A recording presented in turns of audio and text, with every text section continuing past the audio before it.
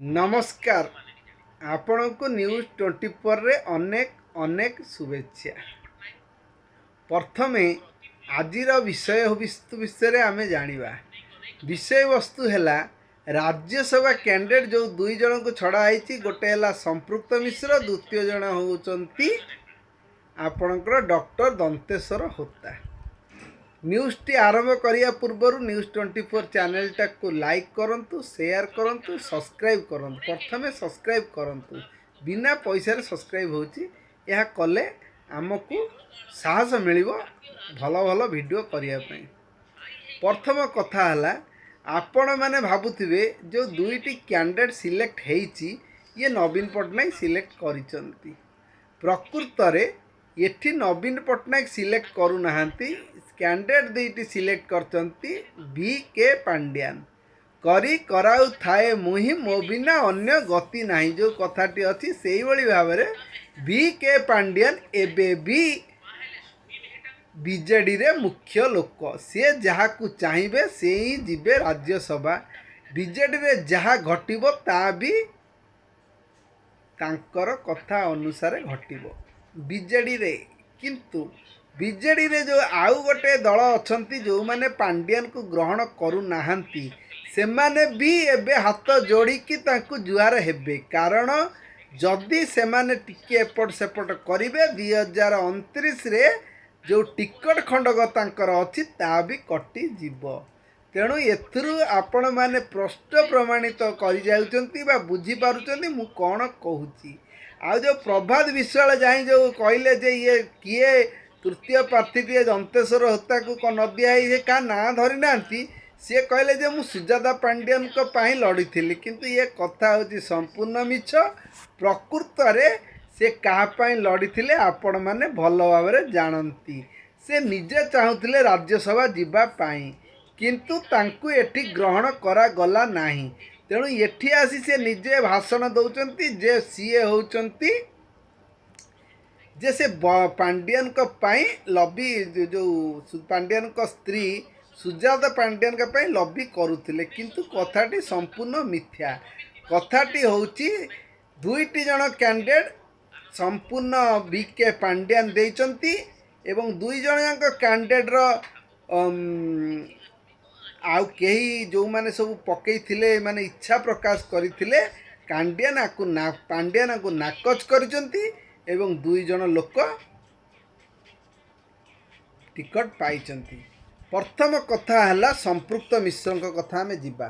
संपृक्त मिश्र जे कि बड़ IT company थिले आपण माने जानिचंती। से माने से रिटायर्ड नेला बळू तापर सी आसी राजनीति रे जोग देइचंती।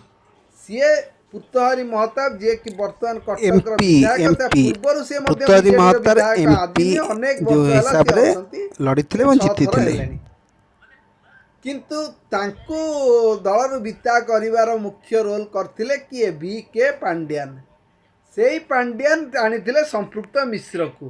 संपृक्त मिश्र को आनिकी ठिया करैले कटक रे एवं से शोचनीय पराजय हेले। एबे किंतु कोन पुतहरी महताब को बदल रे संपृक्त मिश्र को ठिया करैथिले बी.के. पांड्यान। टिकट भी दे देले। आउ जने हेले संपृक्त जो हमर दंतेश्वर होता जे कि कटक बड़ मेडिकल यूरोलॉजी विभाग रे प्रोफेसर एवं से जने उच्च माने शिक्षित एवं बहुत विज्ञ डॉक्टर। किंतु तांको नारे केळंकारी मध्य अछि। से जेतेबेले कटक बड़ मेडिकल रे प्रोफेसर थिले से तांको स्टूडेंट मानकु कहउथिले तांकर गोटे प्राइवेट क्लिनिक को पठेया पई रोगी को एवं सेटारे जाई रोगी भी देखिबा पई एभली केळंकारी तांको पाखरे आसीथिला। सेणु तांकु फेर बदली कराइथिला। से फेर जाइथिले बरहमपुर मेडिकल कॉलेज रे से भी सेटारे प्रिंसिपल करथिले। किए करिथिले ताकु 2018-19 कथा कहतु किए करुथिला 5T सचिव जेते किए बी.के. पांड्यान तांकु सेठिकी पठैथिले। तेणु ये जो कथा उठुची जो प्रभात बाबू कहते जे मु होची पांड्यान को स्त्री पाई लॉबी करथली या होची संपूर्ण मिथ्या। से कहते दल पाई से काम करते प्रकृत रे से दल पाई काम करते प्रकृत रे से जने योग्य प्रार्थी। किंतु एठी किए शुणुची ଏଠି ତ ମୁଖ୍ୟ କଥା ହେଲା ବିକେ ପାଣ୍ଡିଆନ ଯାହାକୁ ଚାହିଁବେ ସିଏ ହିଁ ଦଳରେ ଟିକଟ ପାଇବେ ଏବଂ ଆଗକୁ ଯିବେ। କିନ୍ତୁ କଥା ହେଉଛି ଗୋଟିଏ କ୍ୟାଣ୍ଡିଡେଟ୍ ଜିତିବା ପାଇଁ 20ଟି MLAଙ୍କର ସପୋର୍ଟ ଦରକାର। ନବୀନ ବାବୁଙ୍କର 48ଟି ଏଇଖିଣା MLA ଅଛନ୍ତି। 30ଟି MLAଙ୍କ ସପୋର୍ଟ ଦରକାର। 30ଟି MLA ହେଲେ ଗୋଟିଏ ତାଙ୍କର ରାଜ୍ୟସଭା ପ୍ରାର୍ଥୀ 100% ବିଜେଡ଼ି ତରଫରୁ ଯାଉଛି। କିନ୍ତୁ ଯେଉଁ ଆଉ ଗୋଟେ ପାଇଁ 60ଟି ଆଉ ଯେଉଁ ରହିଲା 20ଟି ଆଉ ଥରେ 10ଟି ଆବଶ୍ୟକ ହେବ। ତେଣୁ ଏବେ ଶୁଣିବାକୁ ମିଳୁଛି କଂଗ୍ରେସ କାଳେ ସପୋର୍ଟ କରିବ ବିଜେଡ଼ି କି ସମ୍ପୃକ୍ତ ମିଶ୍ରଙ୍କୁ ଯିବା ପାଇଁ ଏ ଯେଉଁ ଆମର ଦନ୍ତେଶ୍ୱର ହୋତାଙ୍କ ପାଇଁ ଟିକଟ ମାନେ ଯେଉଁ ଭୋଟିଂ କରିବେ। କିନ୍ତୁ ଗୋଟିଏ ପ୍ରଶ୍ନ ଏଠି ଉଠୁଛି ପାଣ୍ଡିଆନଙ୍କ ବିରୁଦ୍ଧରେ ଯେତିକି ଲୋକ ସବୁ ଥିଲେ ଯିଏ ପାଣ୍ଡିଆନଙ୍କ ବିରୁଦ୍ଧରେ ଯେଉଁ MLA ମାନେ ଯାଇ ମେଳି କରିଥିଲେ ଭୁବନେଶ୍ୱରରେ ଯେଉଁ ଆପଣମାନେ ଜାଣିଥିବେ ଭୋଜି କରୁଥିଲେ ପାଣ୍ଡିଆନ ବିରୋଧରେ କହୁଥିଲେ ଯେ ପାଣ୍ଡିଆନ ଆମର ନେତା ନୁହନ୍ତି। ଏଇଠୁ ଜଣାପଡ଼ିଯିବ ପ୍ରକୃତରେ ବିଜେଡ଼ି ର ଲୋକମାନେ ନେତାମାନେ ଭୋଟ କରିବେ କି ନାହିଁ। କାରଣ ତାଙ୍କ ଭୋଟ ଉପରେ ନିର୍ଭର କରେ ରାଜ୍ୟସଭାର 2ଟି କ୍ୟାଣ୍ଡିଡେଟ୍। କାରଣ ବର୍ତ୍ତମାନ ନବୀନ ପଟ୍ଟନାୟକଙ୍କର ଅବସ୍ଥା ଯେପରି ଦଳ ଯେତେବେଳେ ନିମ୍ନଗାମୀ ହେଲାଣି ତଳ ସ୍ତରକୁ ଗଲାଣି MLA MP ମାନେ ଡରିକି ନବୀନ ପଟ୍ଟନାୟକଙ୍କ ଆଗରେ କିଛି କହୁନାହାନ୍ତି।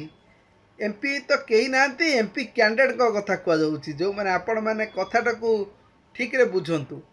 ପ୍ରଥମ କଥା ହେଉଛି ଅଛନ୍ତି 48ଟି MLA। 48ଟି MLAରୁ ଯଦି ବିଜେଡ଼ିରେ ଟିକଟ ପାଇବାକୁ ହେବ ତାହେଲେ ନବୀନ ପଟ୍ଟନାୟକ କଥା ମାନିବାକୁ ପଡ଼ିବ, ମାନେ ପାଣ୍ଡିଆନଙ୍କ କଥା ମାନିବାକୁ ପଡ଼ିବ। କାରଣ ପାଣ୍ଡିଆନ ଯାହା କହିବେ ନବୀନ ପଟ୍ଟନାୟକ ସେଇଆ କହିବେ। ତେଣୁ ପାଣ୍ଡିଆନ ଯେତେବେଳେ 2ଟି କ୍ୟାଣ୍ଡିଡେଟ୍ ଦେଇଛନ୍ତି ତେଣୁ ସେ 2ଟି କ୍ୟାଣ୍ଡିଡେଟ୍କୁ ଆଖି ବୁଜି ସମର୍ଥନ କର। ଯେଉଁମାନେ କରିବେ ସେମାନେ ଯିବେ ଟିକଟ ଫେର 2024ରେ ପାଇବେ। ଯେଉଁମାନେ କରିବେ ନାହିଁ ତାକୁ ମଧ୍ୟ ପାଣ୍ଡିଆନ ଅନେଇ ବସିଛନ୍ତି। ତେଣୁ କରାଉଥାଏ ମୁହିଁ ମୋ ବିନା ଅନ୍ୟ ଗତି ନାହିଁ। ତେଣୁ ପାଣ୍ଡିଆନକୁ ଯଦି ସମର୍ଥନ ନ କରିବ 2024ରେ ଟିକଟ ପାଇବ ନାହିଁ। ତାପରେ ଏବେ ବି ଯେଉଁମାନେ ବିଜେପି 2029ରେ ଟିକଟ ପାଇବାର ଅଛି ତ ଏ ଦି ଜଣଙ୍କୁ ସପୋର୍ଟ କର, ନହେଲେ ଟିକଟ ପାଇବ ନାହିଁ। 147ଟି ଆସନରେ ଯଦି ଏମାନେ ଯିବେ କେଉଁଠି ଫିଟ୍ ହେଇପାରୁନାହାନ୍ତି। ତାପରେ ଦଳ ମଧ୍ୟ ଚାହୁଁନାହିଁ, କାରଣ ଏଇଟା ନୁହେଁ ଗୋଟେ ମାନେ ଆଞ୍ଚଳିକ ଦଳ ନୁହେଁ, ଏଇଟା ହେଉଛି ଗୋଟେ କେନ୍ଦ୍ର ଦଳ। ତେଣୁ ଏଠି ଯାହା ନିଷ୍ପତ୍ତି ନିଆଯିବ ଆପଣ ସବୁ ଉପରୁ ନିଆଯିବ। ତେଣୁ ଏଠି ଯଦି ବିଜେଡ଼ିର ଯେଉଁ MLA ମାନେ ବିଜେପିରେ ମିଶିଯିବେ ସମସ୍ତେ କ'ଣ ଟିକଟ ପାଇବେ? କିଛି ଦକ୍ଷ ଲୋକ ଟିକଟ ପାଇବେ। ତେଣୁ ଆଉ ଗୋଟେ ସମସ୍ୟା ହେଲାଣି ଯେଉଁ ଆପଣଙ୍କର 48ଟି କ୍ୟାଣ୍ଡିଡେଟ୍ ଅଛନ୍ତି MLA କ୍ୟାଣ୍ଡିଡେଟ୍, ସେମାନେ ସମସ୍ତେ 2ଟି ଯେଉଁ କ୍ୟାଣ୍ଡିଡେଟ୍ ବିଜେଡ଼ି ଦେଇ ତାଙ୍କୁ ଭୋଟ କରିବେ ତ? କାରଣ ଆଗାମୀ ଦିନରେ ଯେଉଁମାନେ ଆପଣମାନେ ଜାଣିଛନ୍ତି ପ୍ରଭାବଶାଳୀ ଲୋକ ତାଙ୍କ ହାତରେ MLA ଅଛନ୍ତି 20-25ଟି। ଜଣେ ପ୍ରଭାବଶାଳୀ ଲୋକ ଅଛନ୍ତି ବିଜେଡ଼ିର ସବୁଠୁ ଟାଣୁଆ ନେତା। ତେଣୁ ଏମିତି ବି ଦଳ 2 ଭାଗ ଅଛି। ବିଜେଡ଼ି ଏଇଖିଣା ଗୋଟେ ବିଜେଡ଼ି ନାହିଁ, 2 ଭାଗ 3 ଭାଗ ହେଇଗଲାଣି ବିଜେଡ଼ି। ତେଣୁ ବିଜେଡ଼ିରେ ଯଦି ଏଇଖିଣା ଆପଣମାନେ ଦେଖିବେ, ତେଣୁ ଯଦି ବିଜେଡ଼ି ଦଳ ଏକ ହେଇ ରହିବେ ତାହେଲେ ସମସ୍ତେ ଏଇ 2 ଜଣଙ୍କୁ ଭୋଟ କରିବେ। କିନ୍ତୁ ମୋତେ କାହିଁ ଲାଗୁନି ଯେ ସମସ୍ତେ ଏଇ 2 ଜଣଙ୍କୁ ଭୋଟ କରିବେ ବୋଲି। କାରଣ ବିଜେଡ଼ିରେ ଯେଉଁ ବିଦ୍ରୋହ ଅଛି ସେ ବିଦ୍ରୋହର ଫଳରେ 2 ଜଣ ଯାକ ମାନେ 2 ଜଣଙ୍କ ଉପରେ ପଡ଼ିବନି ତ। କାରଣ 2 ଜଣଙ୍କ ଉପରେ ଯଦି 2 ଜଣଙ୍କର ବିଦ୍ରୋହର କାରଣ ପଡ଼ିବେ ତାହେଲେ 2 ଜଣରୁ 2 ଜଣ ଯାକ ବି ହାରି ଯାଇପାରନ୍ତି। এইটা ଜାଣନ୍ତୁ, ଯଦି ସମସ୍ତେ ଆଣ୍ଟି ବିଜେଡ଼ି ଭୋଟିଂ ହେଲା ଏବଂ ଯଦି ବିଜେପିକୁ MLA ମାନେ ଭୋଟିଂ କଲେ ତାହେଲେ ବିଜେପି ମଧ୍ୟ 3ଟି କ୍ୟାଣ୍ଡିଡେଟ୍ ଦେଉଛି। ତେଣୁ କ'ଣ ହେବ ରାଜ୍ୟସଭା ଖେଳ କେହି କହିପାରିବେ ନାହିଁ। ତେଣୁ ଆଗାମୀ ଦିନରେ ଆପଣମାନେ ଜାଣିପାରିବେ ଇଲେକ୍ସନ୍ ପରେ 5 ତାରିଖ ତ ଲାଷ୍ଟ ଦିନ ଅଛି ନୋମିନେସନ୍। 5 ତାରିଖ ପରେ ତ ରେଜଲ୍ଟ ବାହାରି 5 ତାରିଖ ଆଉ ନୋମିନେସନ୍ ହୋଇପାରେ। ଯାହା କରିବା କଥା ଏବେ କରନ୍ତୁ। ଏଥର ରେଜଲ୍ଟରୁ ଜଣାପଡ଼ିବ ବିଜେଡ଼ି ଦଳରେ ବିଦ୍ରୋହ ଅଛି ନା ବିଜେଡ଼ି ଦଳ ଠିକ୍ ଭାବରେ ଅଛନ୍ତି। ଆଉ ପାଣ୍ଡିଆନକୁ ତାଙ୍କର ନେକ୍ସଟ ମୁଖ୍ୟ ବୋଲି ଯଦି ଗ୍ରହଣ କରିନେବେ ସମସ୍ତେ ତାହେଲେ 2ଟା କ୍ୟାଣ୍ଡିଡେଟ୍ ଆରାମସେ ଭୋଟିଂ ପାଇବେ। ଗୋଟେ ତ ସମ୍ପୃକ୍ତ ମିଶ୍ର 100% ଯାଉଛନ୍ତି, ଏଥିରେ ତିଳେ ହେଲେ ସନ୍ଦେହ ନାହିଁ। କିନ୍ତୁ ଯେଉଁ ଦନ୍ତେଶ୍ୱର ହୋତାଙ୍କ କଥା ସେଇଟା ଟିକେ ଅଡ଼ୁଆରେ ଅଛି। କିନ୍ତୁ ବିଜେଡ଼ିରେ ଯଦି ରହିବାର ଅଛି ଭୋଟିଂ କରିବାର ଅଛି। ତେଣୁ ଜିତୁ ଆମ କ୍ୟାଣ୍ଡିଡେଟ୍ କିମ୍ବା ହାରୁ ଗୋଟିଏ ବି ଭୋଟ୍ ଯଦି ଏପଟ ସେପଟ ହେବ ତାହେଲେ ଅସୁବିଧା ହେବ। କ'ଣ ଅସୁବିଧା ହେବ? 2029ରେ ଆଉ ତୁମେ ଟିକଟ ପାଇବ ନାହିଁ। ତେଣୁ ବିଜେଡ଼ି ବାଲା ଏଇଖିଣା କ'ଣ କରିବେ? ଆକ୍ଚୁଆଲି ବିଜେଡ଼ିର ପ୍ରକୃତ ବିଜେଡ଼ି ଲୋକ ଯିଏ ଥିବେ ଦଳରେ ଥିବେ ଏବଂ ସମସ୍ତେ ଯଦି ବିଜେଡ଼ିକି ଭଲ ପାଉଥିବେ ତାହେଲେ ବିଜେଡ଼ିକି ଭୋଟିଂ କରିବେ। ମୋତେ ତ ଲାଗୁଛି ସମସ୍ତେ ଭୋଟିଂ କରିବେ, କାରଣ ବିଜେଡ଼ିକୁ ଛାଡ଼ିଲେ ଏମାନଙ୍କର କିଛି ସତ୍ତା ନାହିଁ। ନବୀନ ଏବେ ସୁସ୍ଥ ଅଛନ୍ତି, 2029ରେ ମଧ୍ୟ ନବୀନ ବଞ୍ଚିକି ରହିବେ ଏବଂ ଯଦି 2029ରେ ଯଦି ନବୀନ ଫିଟ୍ ରହିଲେ ତାହେଲେ ଏମାନେ ଯଦି ଭୋଟିଂ ଭୁଲ ମାନେ କ୍ରସିଂ ଭୋଟ୍ କରିଥିବେ, ଯେଉଁମାନେ କରିଥିବେ ନବୀନ ପଟ୍ଟନାୟକଙ୍କୁ ଜାଣିବା ପାଇଁ ବହୁତ କମ୍ ସମୟ ଲାଗିବ। ବିକେ ପାଣ୍ଡିଆନ ଜଣେ ବିଚକ୍ଷଣ IAS ଅଫିସର ଯିଏକି ନବୀନ ପଟ୍ଟନାୟକ ଭଳିଆ ଲୋକଙ୍କୁ ତାଙ୍କ କଥାରେ ଆଙ୍ଗୁଳିରେ ନଚଉଛନ୍ତି। ସିଏ କ'ଣ ଜାଣିପାରିବେନି ଭୋଟିଂଟା କିଏ ଭୁଲ କରିଛି କିଏ ଦେଇନାହିଁ?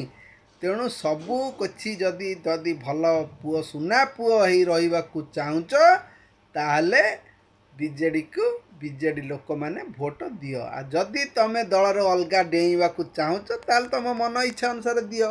ମୋତେ ତ ଲାଗୁଛି ସମସ୍ତେ ଭୋଟିଂ କରିବେ।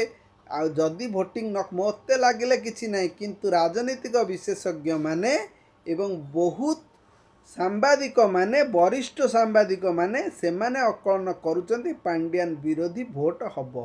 ତେଣୁ ରାଜ୍ୟସଭା ଇଲେକ୍ସନଟି ବହୁତ ଭଲ ହେବ। ରହିଲି, ଜୟ ଜଗନ୍ନାଥ।